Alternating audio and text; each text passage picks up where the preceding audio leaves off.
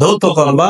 নামাজের 4 ফরজ, ওযুর 4 ফরজ আল্লাহ তাআলা সূরা মাইদার 6 নম্বর আয়াতে বলে দিলেন যে ওযুর 4 ফরজ। চেহারা ধৌত করবা, হাত ধৌত করবা, মাথা মাসে করবা, পা ধৌত করবা।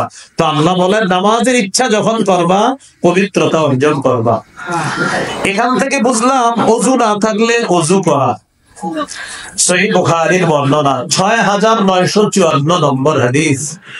عن أبي هريرة رضي الله تعالى عنه قال قال رسول الله صلى الله عليه وسلم لا يقبل الله صلاة أحدكم إذا أحدث حتى يتوضأ। রাসূলুল্লাহ সাল্লাল্লাহু আলাইহি সাল্লাম বলেন, তোমাদের যাদের ওযু নাই, ওযু না করা পর্যন্ত, পবিত্রতা অর্জন না করা পর্যন্ত তোমাদের সালাত আল্লাহ তাআলা কবুল করবেন না। এ হলো ওযু না থাকলে ওযু করা নামাজের পূর্ববর্তী শর্ত। গোসল ফরজ হলে গোসল করা। সূরা মাইদার 6 নম্বর আয়াতের পর আল্লাহ বলেন ওয়া ইন কুনতুম জুনুবান ফাত্তাহহারু, যদি তোমরা জুনুবি হও, তোমাদের উপর যদি গোসল ফরজ হয় তাহলে তোমরা গোসল করে নাও। এ হলো নামাজের পূর্ববর্তী শর্ত। ওযু না থাকলে ওযু করা, গোসল ফরজ হলে গোসল করা।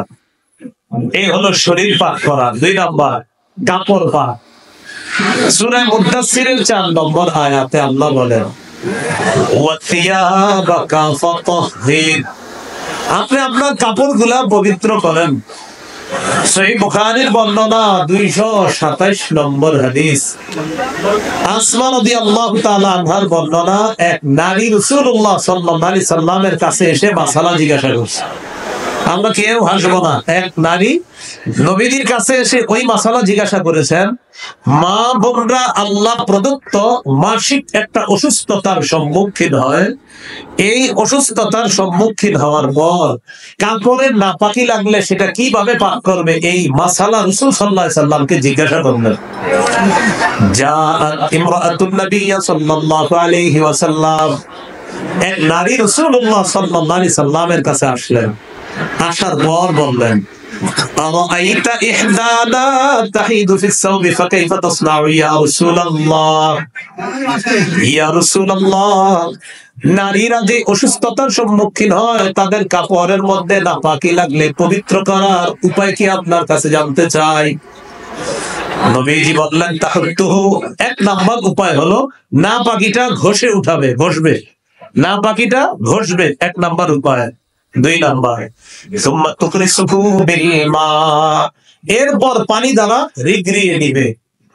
3 নাম্বার ওয়া তামদাহু, এরপর ভালোভাবে চিপবে কাপড়টা। এরপর পবিত্রতা অর্জন করবে, শুকাইয়া দিবে, পবিত্র হবে। সুম্মা তুসাল্লি ফিহি, এরপর এই পবিত্র কাপড়ে নামাজ আদায় করবে। এখান থেকে আমরা মাসালা বের করলাম, যেটা নামাজের পূর্ববর্তী শর্ত কাপড় পাক থাকতে হবে, যেটা এই হাদিস দ্বারা বোঝা যায়। নবীজি বলেন নাপাকিটা ঘষে উঠাবে, এরপর পানি দিয়ে রিগড়িয়ে নিবে, এরপর ভালো করে চিপতে হবে এটাকে, এরপর শুকিয়ে পবিত্র করবে। তুসাল্লি ফিহি, এই কাপড়ে নামাজ আদায় করবে। তাহলে শরীর পাক, কাপড় পাক, নামাজের জায়গা পাক। সহিহ বুখারীর 438 নম্বর হাদিস। قال رسول الله صلى الله عليه وسلم أعطيت خمسا لم يعطهن أحد من الأنبياء قبلي। নবীজি বলেন আমাকে 5টি এমন জিনিস দেওয়া হয়েছে যা আমার পূর্বে কোন নবীকে দেওয়া হয় নাই। সুবহানাল্লাহ। কয়টি জিনিস? 5। 1 নাম্বার নুসিরতু বির-রু'বি মাসিরাতা শাহরিন, আমি কোন এলাকার বিরুদ্ধে জিহাদের জন্য বের হলে 1 মাসের দূরত্বে কাফেরদের মনে আমার ব্যাপারে আল্লাহ তাআলা ভীতি সৃষ্টি করে দিতেন। এই ভীতি সৃষ্টি করে আমাকে সাহায্য করবেন। 2 নাম্বার ওয়াজুইলাত লিয়াল আরদু মাসজিদান ওয়া তাহুরা, নবীজি বলেন এই পুরো পৃথিবীটা আমার জন্য সিজদার স্থান এবং পবিত্র বানিয়ে দেওয়া হয়েছে। অন্যান্য জাতি ইবাদত করতে হলে নির্দিষ্ট ইবাদতখানায় যেতে হতো, নবীজি বলেন আমার উম্মতের নামাজের সময় হওয়া মাত্র সে যেখানে আছে সেখানে নামাজ আদায় করে নিবে, ওই মাটিটাই তার জন্য সেজদার জায়গা। নামাজ পড়বে, আল্লাহ তাআলা তার নামাজ কবুল করে নেবেন। এখান থেকে বুঝলাম পুরা জমিনটা আমাদের জন্য পবিত্র। এটা আমরা অপবিত্র করি, এটা অপবিত্র করব না, এটা পবিত্র রাখার চেষ্টা করা। এ হলো 2 নাম্বার। 3 নাম্বার,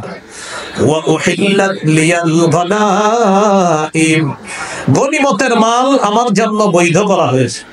অতীতের জাতি জিহাদ করার পর যুদ্ধলব্ধ সম্পদ তাদের জন্য বৈধ ছিল না।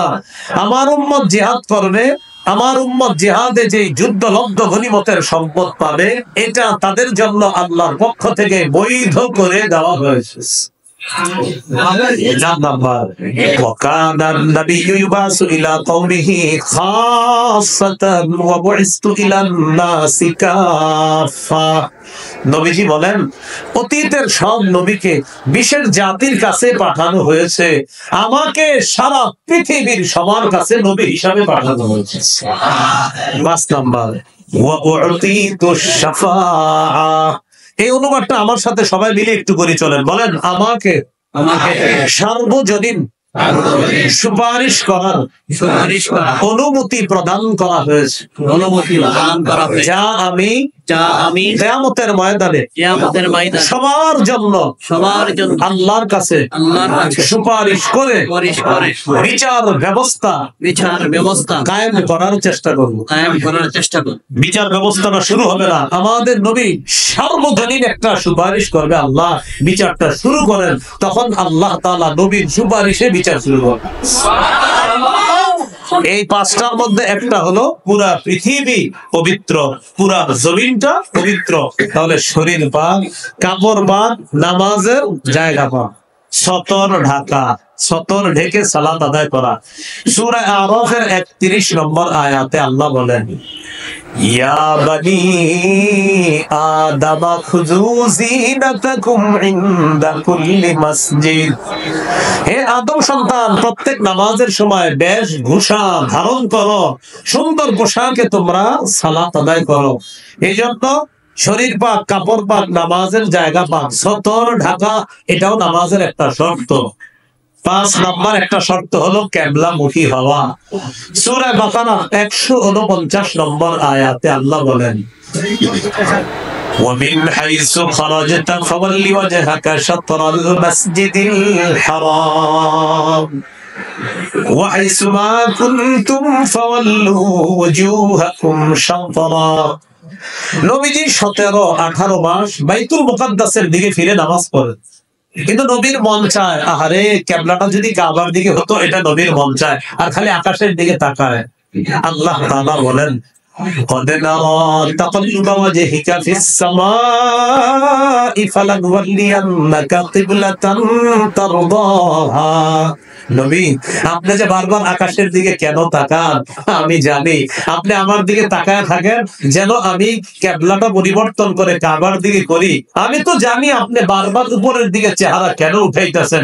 ঠিক আছে, ফালানুওয়াল্লিয়ান্নাকা কিবলাতান তারদাহা, আপনার পছন্দ অনুযায়ী ওই কাবাকে আমি আল্লাহ আমার কিবলা বানায় দিব। সুবহানাল্লাহ।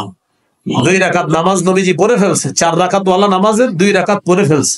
জিবরিল আমিন আয়েশা বলতেছি, ইয়া রাসূলুল্লাহ, বাস কিবলা পরিবর্তন হয়ে গেছে, বাকি 2 রাকাত কাবার দিকে ফিরে পড়ে ফেলছে। এইজন্য এই মসজিদটাকে বলা হয় মসজিদু জিল কিবলাতাইন, 2 কিবলা মসজিদ, অর্থাৎ এক নামাজ 2 কিবলার দিকে ফিরে পড়েছেন। প্রথম 2 রাকাত বাইতুল মুকাদ্দাসের দিকে ফিরে, এর পরের 2 রাকাত কাবার দিকে ফিরে আদায় করেছেন। তাহলে কিবলামুখী হয়ে নামাজ আদায় করা মনে থাকবেন ইনশাআল্লাহ। এরপর ওয়াক্ত মতো নামাজ পড়া, সময় মতো নামাজ পড়া। সূরা নিসার 103 নম্বর আয়াতে আল্লাহ বলেন, ইন্নাস সালাতা কানাত আলাল মুমিনিনা কিতাবাম মাওকুতা।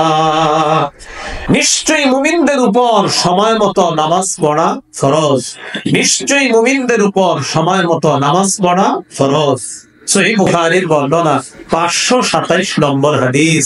এই হাদিসের বর্ণনাকারী আব্দুল্লাহ ইবনে মাসউদ রাদিয়াল্লাহু তাআলা তিনি বলেন, সাআলতু রাসূলুল্লাহ সাল্লাল্লাহু আলাইহি ওয়াসাল্লাম আইয়ুল আমালি আহাব্বু ইলাল্লাহ। আমি নবীকে প্রশ্ন করলাম, ইয়া রাসূলুল্লাহ, আল্লাহর কাছে সবচেয়ে পছন্দনীয় আমল কোনটি? নবীজি জবাব দিলেন, as-salatu ala waqtiha, সময় মতো নামাজ পড়া। সুবহানাল্লাহ, সময় মতো কি পড়া? নামাজ পড়া আল্লাহর কাছে সবচেয়ে পছন্দনীয় আমল। বাংলাদেশ এয়ারপোর্টে আপনি নামাজ পড়ছেন, কথার কথা মাগরিবের নামাজ পড়ছেন, পড়ার পর প্লেনে উঠছেন, ওঠার পরে পশ্চিম দিকে গিয়ে দেখেন সূর্য এখনো ডুবে নাই। বাংলাদেশ এয়ারপোর্টে মাগরিব পড়ছেন, পড়ার পর পশ্চিম দিকে উঠছেন, ওঠার পর দেখেন সূর্য ডুবে নাই, তখন কি করবেন? আর মাগরিব পড়া লাগবে না। আবার বলছে, বাংলাদেশ এয়ারপোর্টে মাগরিব পড়ছেন, তো মাগরিব পড়ার পর উঠছেন, প্লেন চলতেছে পশ্চিম দিকে, যত পশ্চিমে যাবেন দেখবেন সূর্য এখনো ডুবে নাই। তো আপনি বাংলাদেশের সূর্য ডুবছে, মাগরিব পড়ছেন, পড়ার পর প্লেনে চড়ছেন, সময় মতো নামাজ পড়া ফরজ। তা আপনি সময় মতো নামাজটা পড়ছেন, পড়ার পর প্লেনে উঠছেন, ওঠার পর আপনি পশ্চিম দিকে রওনা করছেন, একটু সামনের দিকে গিয়ে দেখেন সূর্য এখনো ডুবে নাই, একটু পরে প্লেনে মাগরিবের সময় হয়েছে, আপনার আর নামাজ পড়া লাগবে না। আপনি তো পড়ে ফেলছেন মাগরিবের নামাজ। নামাজ একক তো একবারই ফরজ। ভাই এই মাসালাটা সবার বুঝে আসছে নি? আলেম ছাড়া অন্যরা বলেন বুঝে আসছে? আচ্ছা, আলহামদুলিল্লাহ বলবেন বুঝে আসছে। এই হলো ওয়াক্ত মতো নামাজ পড়া। এরপর নামাজের নিয়ত করা, এটাও পূর্ব শর্ত। সহিহ বুখারীর 1 নম্বর হাদিস, ওমর ইবনুল খাত্তাব রাদিয়াল্লাহু তাআলা আনহুর বর্ণনা, তিনি বলেন, রাসূলুল্লাহ সাল্লাল্লাহু আলাইহি সাল্লাম বলেছেন, ইন্নামাল আ'মালু বিন্নিয়াত, আমলের প্রতিদান নিয়তের সাথে। আমলের প্রতিদান নিয়তের সাথে। নিয়ত বিশুদ্ধ হবে, আমলের প্রতিদান পাওয়া যাবে। প্রিয় মুসলমান ভাইয়েরা, শ্রোতা ভাইয়েরা, ইসলামে পরিপূর্ণ প্রবেশ করার হুকুম করেছেন 208 নম্বর আয়াতে সূরা বাকারা। করেছে কিনা কয় আলামত বলেন সবাই? আচ্ছা, 1 নম্বর আত্মসমর্পণ করা। আত্মসমর্পণের আরবি হলো ইসলাম। জিবরিল আমিন প্রশ্ন করছে, হুজুর ইসলাম কি? নবী বললেন, আল্লাহ ছাড়া কোনো ইলাহ নাই, এই সাক্ষী দেওয়া। এরপর বললেন নামাজ কায়েম করা। আচ্ছা, নামাজ কায়েম করা দ্বারা জানি মৌলিক কয় উদ্দেশ্য? 5টা।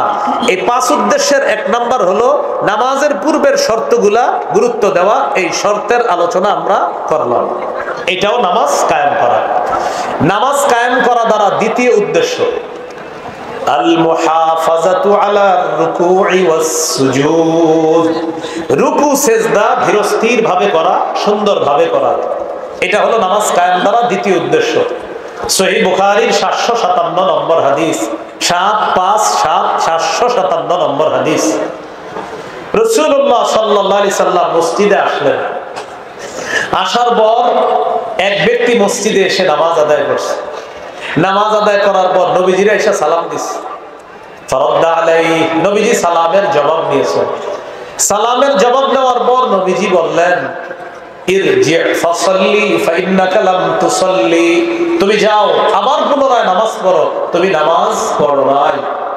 ফারাজা ইউসাল্লি কামা কানা সাল্লা, ওই ব্যক্তি আবার ফিরে গেলেন, আবার নামাজ আদায় করলেন যেইভাবে একটু আগে নামাজ পড়ছে। তো দ্বিতীয়বার নামাজ পড়া আবার নবীজির কাছে এসে সালাম দিলেন। নবীজি তার সালামের জবাব নিলেন। সালামের জবাব নিয়ে বললেন, ইরজি ফাসাল্লি ফাইন্নাকা লাম তুসাল্লি, যাও আবার তুমি পুনরায় নামাজ আদায় করো, তুমি নামাজ পড়ো নাই। এবার ওই ব্যক্তি বললেন, ওয়াল্লাযী বা'আসাকা বিল হাক্কি মা উহসিনু গায়রাহু ফাআল্লিমনি ইয়া রাসূলুল্লাহ, আল্লাহর কসম, যে আল্লাহ আপনাকে সত্য সহ প্রেরণ করেছেন, ওই আল্লাহর কসম, আমি এর চেয়ে সুন্দর নামাজ পড়তে জানি না। ইয়া রাসূলুল্লাহ, এর চেয়ে সুন্দর নামাজ যদি আমি এর চেয়ে ভালো জানি না, হুজুর এর চেয়ে ভালো থাকলে আমাকে আপনি শিখিয়ে দেন। এতটুকু বুঝে আসছে সবার? এক ব্যক্তি বারবার নামাজ পড়তেছে, তো নবীজি বললেন তুমি আবার পড়ো। তিনি বললেন, হুজুর এর চেয়ে ভালো পড়তে পারি না, আপনি আমাকে শিখিয়ে দেন। এবার নবী 1 রাকাত নামাজ শিখিয়ে দিচ্ছে। ইযা কুমতা ইলাস সালাহ ফাকাব্বির, যখন তুমি নামাজের ইচ্ছা করবা আল্লাহু আকবার বলে তুমি হাত বাঁধবা। বাঁধার পর সানা পড়বা, পড়ার পর সূরা ফাতিহা পড়বা, করার পর সুম্মা ক্রা মা তায়াসসারা মাআকা মিনাল কুরআন, কোরআনের যেখান থেকে সহজ সেখান থেকে তুমি তেলাওয়াত করবা। করার পর সুম্মা রুকা, এরপর তুমি রুকু করবা। রুকুতে কিভাবে তুমি থাকবা? হাত্তা তাতমাইন্না রাকিআ, ধীরস্থির ভাবে তুমি রুকু করবা। সুম্মা রফা রাসাকা মিনার রুকু, এরপর রুকু থেকে মাথা উঠাইবা। অনেক মুসল্লি দেখবেন বাঁকা হয়ে থাকে, মাথা উঠায় বাঁকা হয়ে থাকে, বাঁকা হয় না। নবীজি বললেন তুমি দাঁড়ায়া এমন ভাবে দাঁড়াবা হাত্তা তা'তাদিলা কাইমা, সোজা হয়ে তুমি দাঁড়াবা।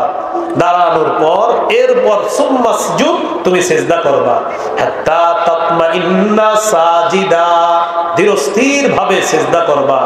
এরপর দুই সিজদার মাঝখানে তুমি ধীরস্থির ভাবে বসবা। এরপর আরেক সিজদা করবা, ধীরস্থির ভাবে করবা। নবীজি বলেন এই হলো তোমার এক রাকাত নামাজ।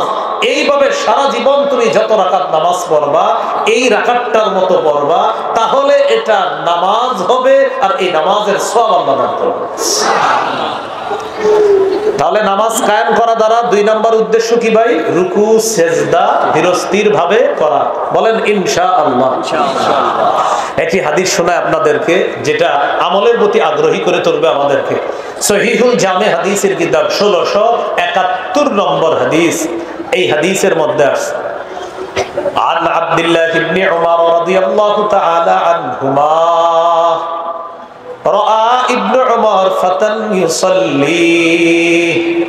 আব্দুল্লাহ ইবনে উমর রাদিয়াল্লাহু তাআলা আনহুমা দেখলেন এক যুবক নামাজ পড়তেছে। আবার বলছি, আব্দুল্লাহ ইবনে উমর দেখলেন এক যুবক নামাজ পড়তেছে।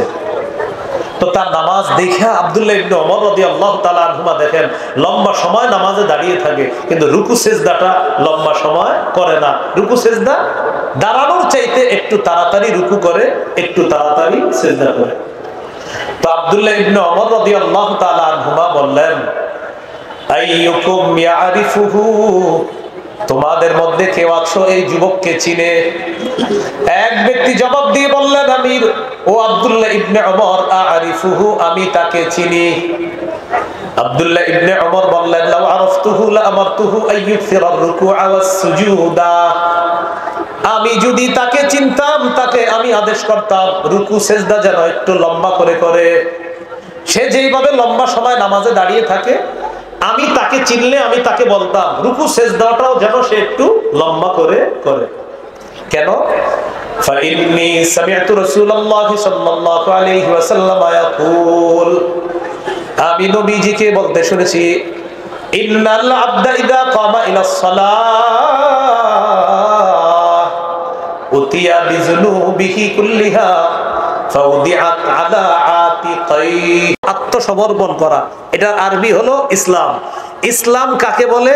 1 নাম্বার আল্লাহ ছাড়া কোনো ইলাহ নাই। 2 নাম্বার নামাজ কায়েম করা। নামাজ কায়েম দ্বারা কয় উদ্দেশ্য? 5 উদ্দেশ্য। 1 নাম্বার পূর্বের শর্তগুলা গুরুত্ব সহকারে আদায় করা। 2 নাম্বার রুকু সেজদা ঠিক মতো আদায় করা, এটাও নামাজ কায়েম করা। 3 নাম্বার আল মুহাফাজাতু আলাল খুশুই ওয়াল খুজু, খুশু খুজুর সাথে নামাজ পড়া।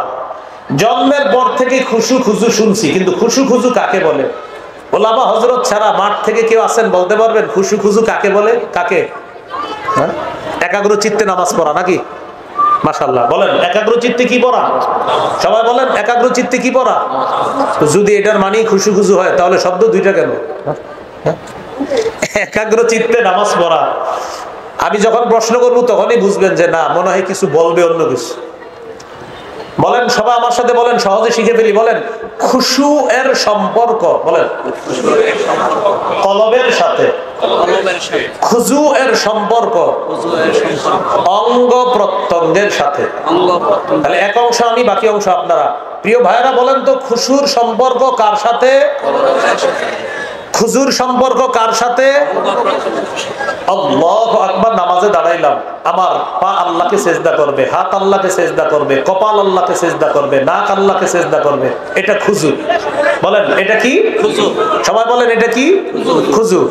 এখন আপনি নামাজে দাঁড়াইলেন, আমার পা আল্লাহকে সেজদা করবে, আমার হাত আল্লাহর জন্য নামাজ পড়তেছে, আমার কান আল্লাহকে সেজদা করবে, কিন্তু কলবে আছে আমার 4টা দোকান, 3টা দোকানের হিসাব মিলাইতে পারলাম, 4র্থ দোকানটার কি অবস্থা, এটা কলবে। তাহলে খুশু হলো না, খুজু হলো, খুশু হলো না। খুজু দেখা যায়, আল্লাহু আকবার, খুজু দেখা যায়। মানুষ দেখবে আপনি মাশাআল্লাহ লোকটা খুব সুন্দর নামাজ পড়ে, কিন্তু কলবের মধ্যে আছে দোকানে হিসাব চালাইতেছে।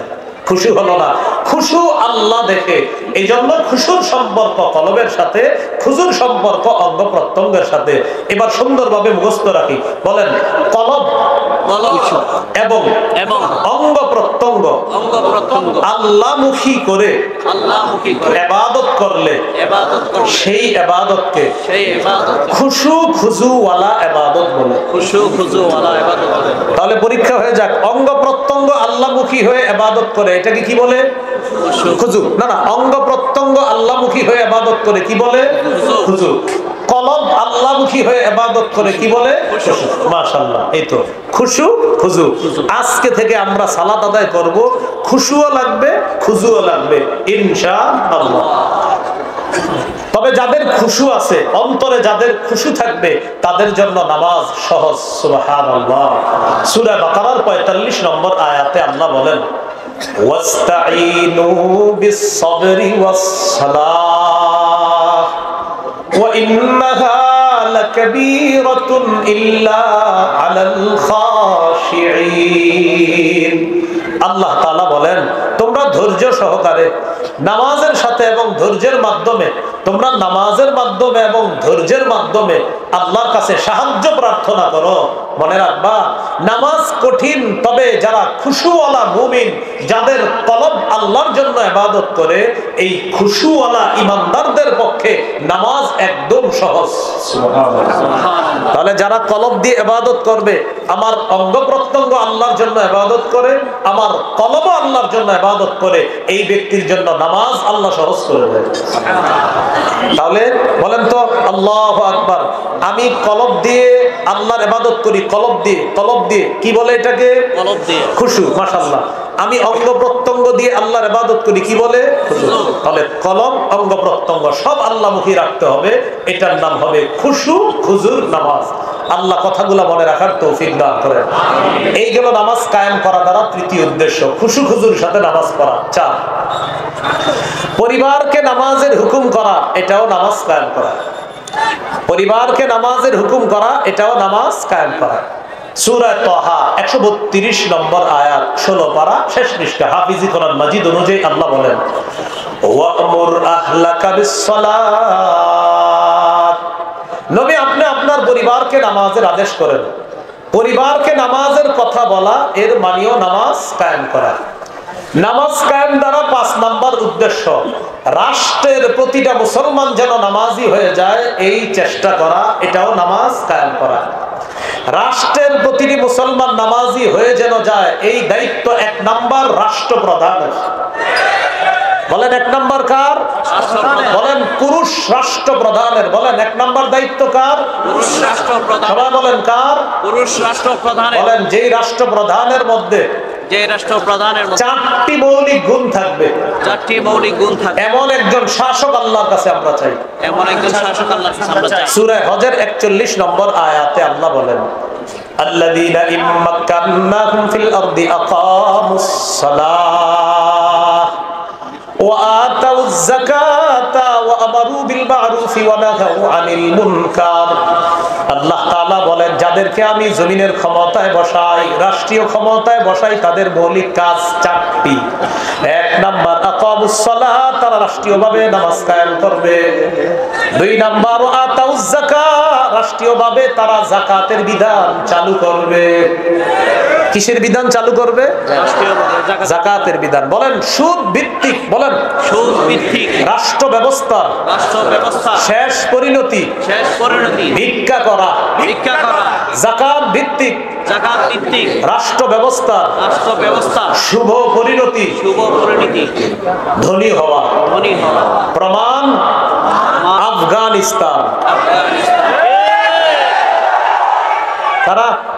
বলেন, সবাই বলেন কারা? আফগানিস্তান। আফগানিস্তান আল্লাহকে অভিভাবক মানছে, তাই আল্লাহ তাদেরকে সফলতা দান করছে। আমরা বারবার এক তাগুত ছেড়ে আরেক তাগুত ধরি, তাই আমাদের ভাগ্যের পরিবর্তন হচ্ছে না। এই জন্য অভিভাবক নির্ধারণ করতে হবে, আমাদের অভিভাবক আল্লাহ।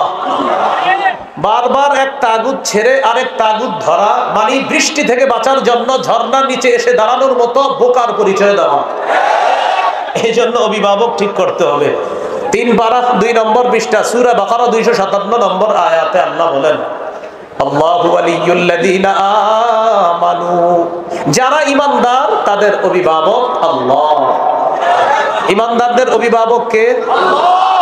6 পারা 16 নম্বর পৃষ্ঠা সূরা মাঈদা 51 নম্বর আয়াতে আল্লাহ বলেন, ইয়া আইয়ুহাল্লাযীনা আমানু লা তাত্তাখিযুল ইয়াহুদা ওয়ান নাসারা আউলিয়া। হে ঈমানদারগণ, ইহুদি খ্রিস্টানদেরকে অভিভাবক বানায় না। যারা 47 জন প্রেসিডেন্ট পরিবর্তন করে, একজনকেও নারী বানায় না। আমাদের উপর নারী চাপায়া দিয়া গোলামি আমাদের গলার মধ্যে ঝুলায় দেয়। আল্লাহ নিষেধ করছে। মুসলমান কেন তার পরিচয় বুঝবে না? আল্লাহ বলে দিছে আমি তোমাদের অভিভাবক। আল্লাহ নিষেধ করছে তাকে অভিভাবক বানায় না। ইহুদি খ্রিস্টানদেরকে অভিভাবক বানাইতে আল্লাহ নিষেধ করেছেন। এই বিষয়টা আল্লাহ আমাদেরকে বুঝে শুনে আগামীতে সিদ্ধান্ত নেওয়ার তৌফিক দান করেন। এবার যদি ভুল করি আগামী 50 বছর আর এই ভুল শুধরানোর সুযোগ পাওয়া যাবে না, এটা মাথায় রাখতে হবে। এই ঠিকটা বাহিরে গিয়েও ঠিক থাকার তৌফিক দান করেন। মানে আপনারাই তো ঠিকটা করেন বাহিরে গিয়ে, আল্লাহ আমাদেরকে এখানের ঠিক বাহিরেও ঠিক থাকার তৌফিক দান করেন। ঈমানদারদের অভিভাবক কে? মনে আসেনি? নামাজ কায়েম দ্বারা কয় উদ্দেশ্য? 5টা। এর মধ্যে 5 নাম্বার, রাষ্ট্রীয়ভাবে প্রতিটা মুসলমান যেন নামাজি হয়ে যায়, এই দায়িত্ব রাষ্ট্রপ্রধানের। আল্লাহ সূরা হজের 41 নম্বর আয়াতে বলেন, যাদেরকে আমি রাষ্ট্র ক্ষমতায় বসাই তাদের 1 নাম্বার কাজ আকামুস সালাহ, নামাজ কায়েম করবে। 2 নাম্বার ওয়া আতাউজ যাকাত, যাকাতের বিধান চালু করবে। 3 নাম্বার ওয়া আমারু বিল মারুফ, সৎ কাজের আদেশ করবে। 4 নাম্বার ওয়া নাহাউ আনিল মুনকার, অসৎ কাজের নিষেধ করবে। আল্লাহ এমন একজন শাসক আমাদেরকে আপনি দিয়ে দেন। আরেকটা দোয়া করি, চলেন বলেন, আল্লাহ আমাদের দেশে শরিয়া আইন চাই। শরিয়া আইন চায় না তারা কোন না কোন অপরাধে অপরাধী যারা। আবার শরিয়া আইন চায় না তারা কোন না কোন অপরাধে অপরাধী যারা।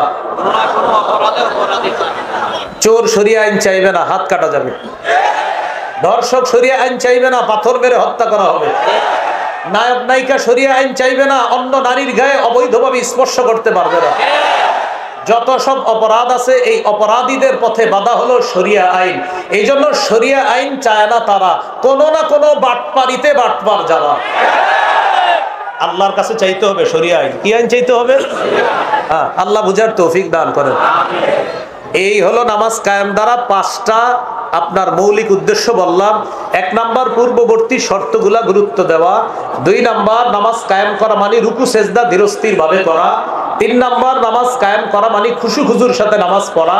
4 নাম্বার নামাজ কায়েম করা মানে পরিবারকে নামাজের কথা বলা। 5 নাম্বার নামাজ কায়েম করা রাষ্ট্রীয় সবভাবে সকল মুসলমানকে নামাজি বানানোর চেষ্টা করা। আল্লাহ তৌফিক দান করেন। মনে আসেনি ইসলামে পরিপূর্ণ আছি কিনা কয় আলামত? দ্বিতীয় 1 নাম্বার আলামত গুলো ইসলাম। ইসলাম আত্মসমর্পণ করা, আল্লাহর সমস্ত বিধি নিষেধ গুলা মেনে নেওয়া। এতক্ষণ তো বললাম সবার জন্য। মা বোনদেরকে আল্লাহ তাআলা কিছু হুকুম করছে কিনা? হ্যাঁ, করছে কিনা? করছে। মা বোনদের অন্যতম একটা বিধানের নাম হলো শরঈ পর্দা করা। বলেন কি পর্দা করা? বলেন চেহারা সহ শরঈ পর্দা করা। সবাই বলেন চেহারা সহ শরঈ পর্দা করা। সূরা আহজাবের 59 নম্বর আয়াতে আল্লাহ বলেন, ইয়া আইয়ুহান নাবিয়্যু কুল লিআজওয়াজিকা ওয়া বানাতিকা ওয়া নিসাইল মুমিনিনা ইউদনিনা আলাইহিন্না মিন জালাবিবিহিন্না যালিকা আদনা আইয়ুরাফনা ফালা ইউযাইন ওয়া কানা আল্লাহু গফুরার রহিমা। আল্লাহ বলেন, হে নবী আপনি বলেন আপনার স্ত্রীদেরকে, আপনার কন্যাদেরকে, মুমিনদের নারীদেরকে আপনি বলেন তারা যেন তাদের চাদরের কিয়দাংশ দিয়ে তারা নিজেদেরকে আবৃত করে, তারা যেন চাদরের কিয়দাংশ নিজেদের উপর তারা এইভাবে ছেড়ে রাখে, তারা নিজেদের উপর যেন